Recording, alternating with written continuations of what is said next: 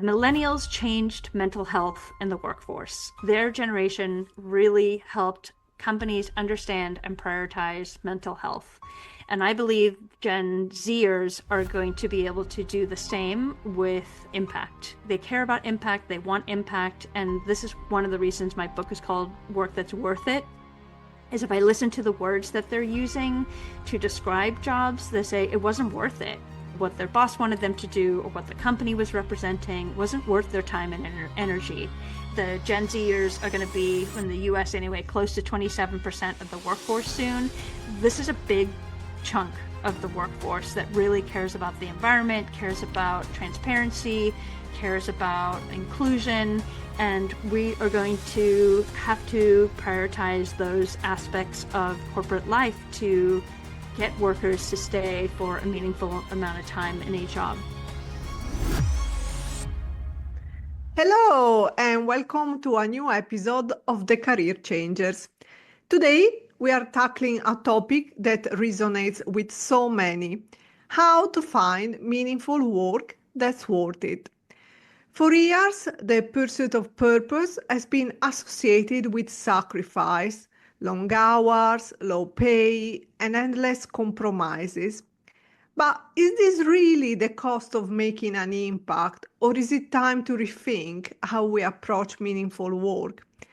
In this episode, we are challenging outdated notions and exploring how to create a fulfilling career without sacrificing personal or financial growth. Our guest today is Georgie Enthoven, author of Work That's Worth It, a book designed for anyone striving to build a career that aligns with both their values and the world needs. Georgie's own career journey took her across more than half a dozen countries, from her time at UC Berkeley and Harvard Business Schools to navigating roles that either met her ambitions or aligned with her desire to create positive change, but rarely both. Now, she's a passionate advocate for young professionals seeking to combine contribution with compensation, empowering them to transform their work into a true calling. Today, we will dive into her story and uncover actionable insights on how to design a career that's meaningful for you and impactful for the world. Hi, Georgie. We are so thrilled to have you here. Welcome to the Career Changers. Oh, thank you for having me. Really lovely to be with you. Let's start with your background. Where did you grow up and what was your dream job when you were a child? Yeah, I grew up in South Africa, and I don't know if I ever had a dream job per se, but I remember fantasizing about what life could look like. And I was always fascinated by nature and staring out the window on drives at the moon and feeling connected with people. But one thing that I always recommend to people to do, and what happened to me, is my grandfather at the time was quite a conservative business person. And I mean that in didn't really view women as people who should be in business. This is obviously many years back. And he said to me once, I think you'd be really good at business. And that just meant so much to me at the time because I was out of his profile and there were lots of boy cousins that maybe he said it to as well. I have no idea. But when he said that to me, that definitely sparked something and planted a seed. And so, did you actually study business? What is your education? No, I definitely didn't. The one thing about the US is that when they say a liberal arts education, it's really different than some other places that are more practical. And in the US, you go get a degree for 4 years, and the first 2 years are usually to get a very general, broad perspective of all different types of classes and fields. And in that time, I had decided I liked different aspects of different majors. And this is just so who I am, is I never really fit into the box. I always make things more complicated and have to chart my own course. But I decided to make a major from the existing classes and other majors, and you could do that at I went to UC Berkeley, and you could do it. It was called interdisciplinary studies, where you would find a professor to sponsor the major that you wanted to put together. And I studied third world development, which would now maybe be called emerging markets. And so different aspects from politics to sociology to public health, but I pieced together the major. Sounds Similar to how it is in Italy, a little bit. Lot of variety. So, how did you start your professional life, or better, what was your first job? The first sort of career job was in tech, but I will tell you, I graduated Berkeley in 1994, and it's a little relevant to now because it was in an economic crisis when I graduated. And so the bridge going from learning in education to earning was pretty tricky. And that first job, which I think so many people will relate to now, was just get a job. So I would just look for the availability that was open. And then I would read a book the weekend before an interview. Am I going to be a trader? Am I going to be a marketing person? Am I going to be? And I didn't even know what any of those meant really, but I was just looking to get in the door. I was a part-time employee, and it was for a catalog company before we had everything available online, but it was a company called Celebration Fantastic. And my job was basically like a marketing assistant. And they sold the weirdest products ever, and people bought them. That's where I got started. When was in your career, I guess this was just your first job and then you had other jobs, but at what point did you start to feel that you were misaligned in this job Yeah. and what did you do? Yeah, I think the misalignment's really important because I think, especially when you feel it's quite extreme, it's obvious that you need to make a change. It's when it's not so extreme or you're getting like a lot of benefits from where you are, it's harder to know if it's worth getting the complete package. And so after the catalog company, I got gobbled up in the tech world. I was based in San Francisco, and all the hiring was happening in tech. And so I joined in marketing and business development for a software developer, also had hardware. And it was a fantastic place to get started and learning a lot of skills in work. And I was surrounded by a lot of very ambitious people. And I really enjoyed that and did that for 2 years, and then side company from that for another 2 years.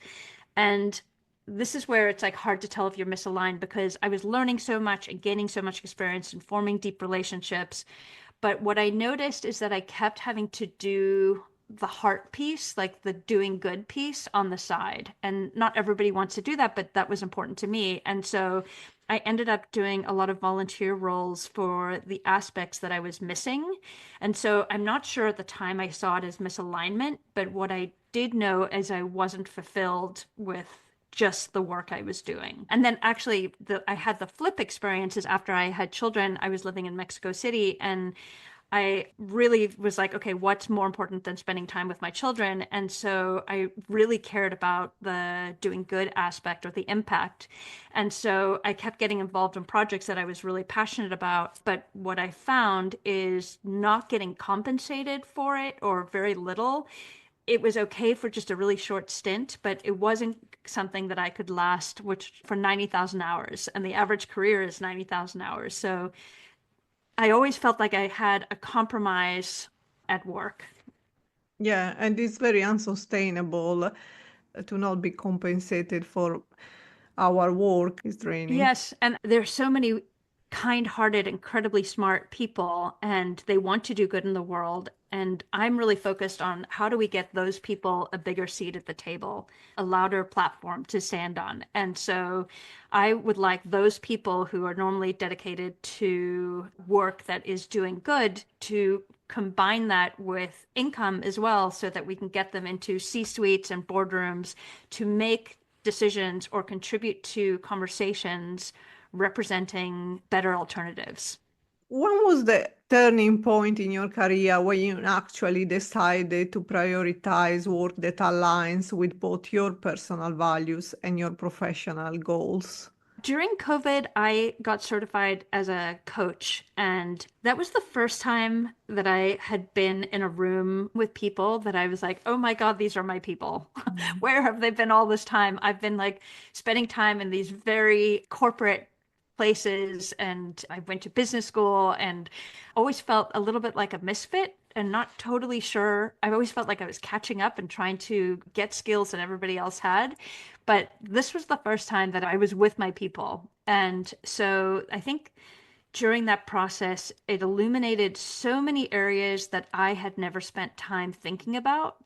And that really highlighted something to me. Why are we not giving these tools and this information and asking these questions of people when they're just beginning their career? Why are we waiting so long when they can hire an executive coach or something when they're more senior? Why don't we start asking people and helping people way earlier in their journey so that, yes, it may be zigzaggy from job to job as they find the right path, but less zigzagged so that they can have a larger impact in something they really care about. So during your career, you also traveled a lot. You went to more than half a dozen countries. How did living in diverse environment shape your perspective on work and purpose? If I had to think of one word, it would be listening. Mm.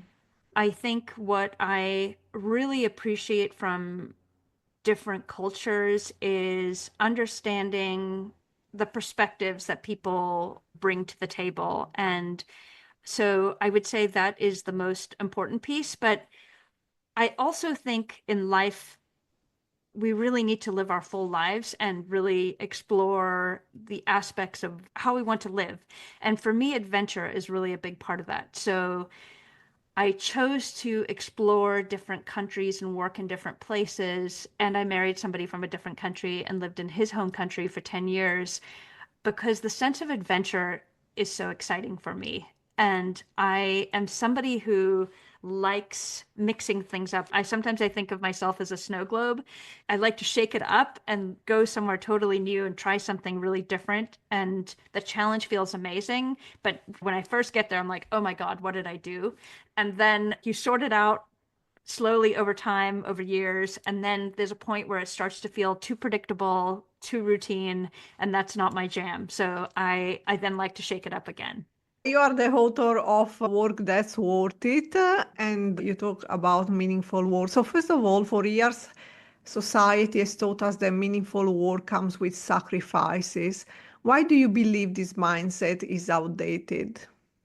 Yeah, so when I graduated from Berkeley, the Career Center was not even on the campus at the time, but if you did go there, they put you in two buckets. Are you going to be focused on not-for-profits or banking and consulting? And those were the avenues presented to young people on when I was graduating. And what I was so surprised at is those are still the avenues presented on campuses today. And there's a lot of reasons for that, which I won't unpack on here, but I'll just say top line is it's a pay to play. So the very big companies are able to come and do recruiting events on campuses.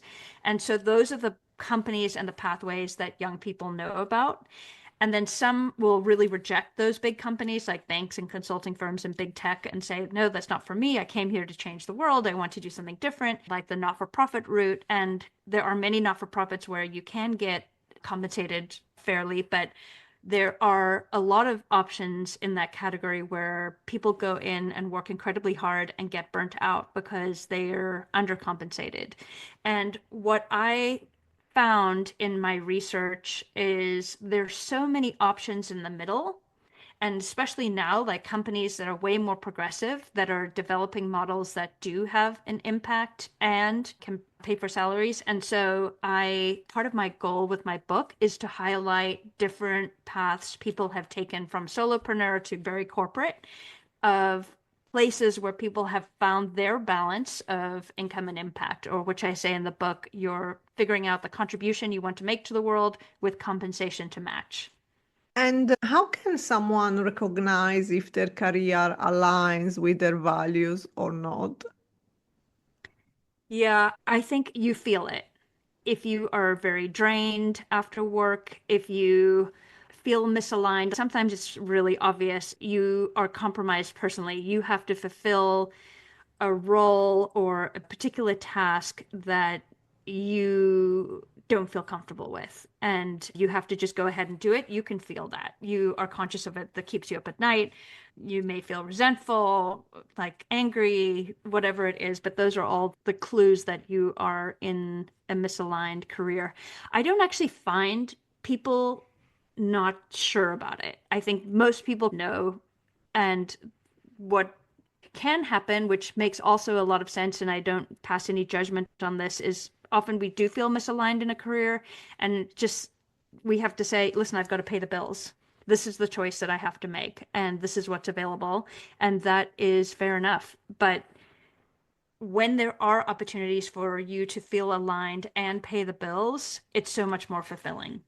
And so, what is the best way for anyone interested in finding meaningful work to integrate their needs for compensation with their desire for contribution?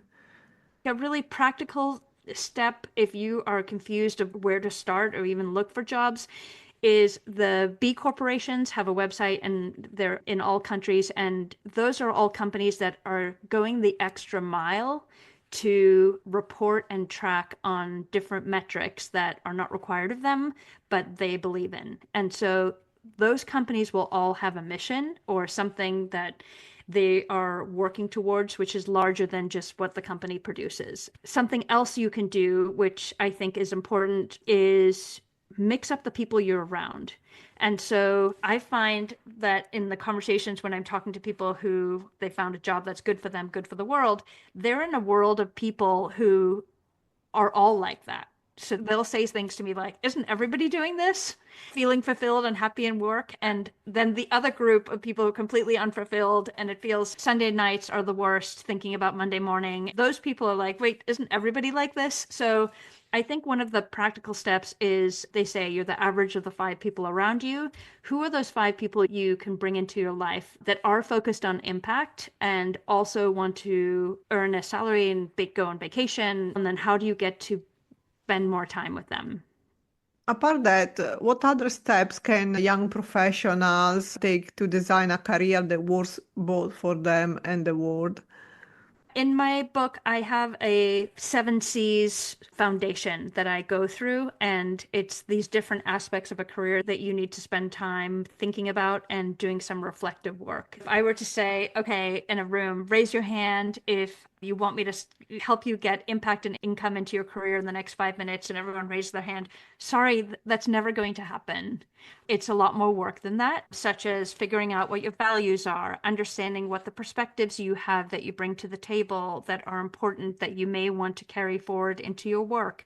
Really understanding what your skills are, but also what your strengths are. What do people come to you for? What are they saying that you really contribute to a group?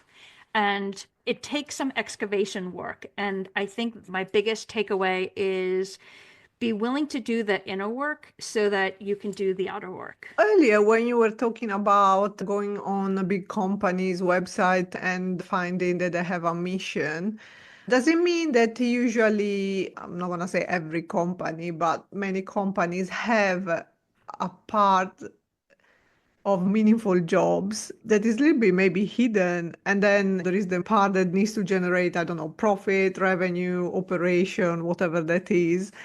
Do you think there is a little bit of a separation and the one word is a little bit more hidden, the one of meaningful Yeah. work? So one of my chapters is on the contribution you want to make. And I think when you know what your contribution is, women or refugees or plastic waste, that's even a place to start within your own company. So people often think, wait, do I need to switch companies to do this? No, you can definitely have impact exactly where you are. And I think there's so much low-hanging fruit in corporations today, especially I would say every job is a climate job. Every job is an equal pay job. All these should just be standard and wherever you're working. And so there's always opportunity to bring in the contribution that you care about into the work environment that you're already there for. And if it's completely misaligned, then maybe that's not possible. And that probably is a good sign to figure something else out. But most of the time, I think you can bring meaning into the work you are, the environment you are in. And if you have a manager who is paying attention, they will know what's really important to you and help you grow in that way. So you've traveled the world, you had experience of different cultures. How does cultural context influence the way people approach meaningful work and what we can learn from this globally? I think that we're in a strange time in the world in politics and meaningful work in general. And I think it's difficult to put it in a context of where we are now. But obviously, this all works better when everybody does their part. And otherwise, we're in a race to the bottom where if nobody contributes positively to the world, or you don't feel like your contribution is going to make a dent, then why bother? Then we're all together on this downward spiral. I think culturally, wanting to do your part, but in my book, one of the people I interviewed was one of the first employees of Patagonia, and his name is Vincent Stanley. And he said to me, to think of this kind of work is you get to do it, not you have to do it.